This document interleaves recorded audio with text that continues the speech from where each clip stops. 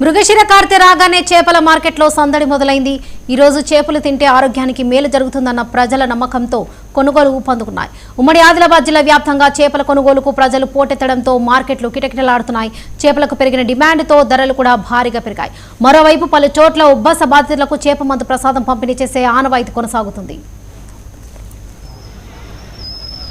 తెలంగాణ సాంప్రదాయం ప్రకారం తెలంగాణ ప్రాంతంలో ఉన్నటువంటి ప్రతి ఒక్కరు కూడా మిరుగు రోజు ఆరోగ్యానికి ఉపయోగపడేటటువంటి చేపలు తినాలనేటువంటి సంస్కృతిని ఈరోజు మన తెలంగాణ ప్రాంతంలో అలవాటు చేసుకుంటా ఉన్నాం.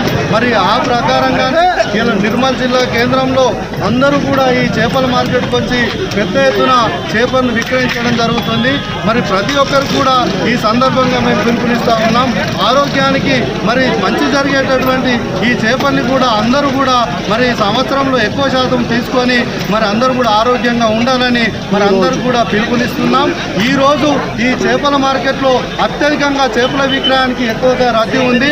మరి ప్రభుత్వం కూడా మరి అందరికీ సౌకర్యాలు కల్పించేటట్లు ప్రభుత్వం కూడా చర్యలు తీసుకోవాలి అని అందరికీ కూడా మరొకసారి ఈ మిరుగు యొక్క శుభాకాంక్షలు తెలియజేస్తాము.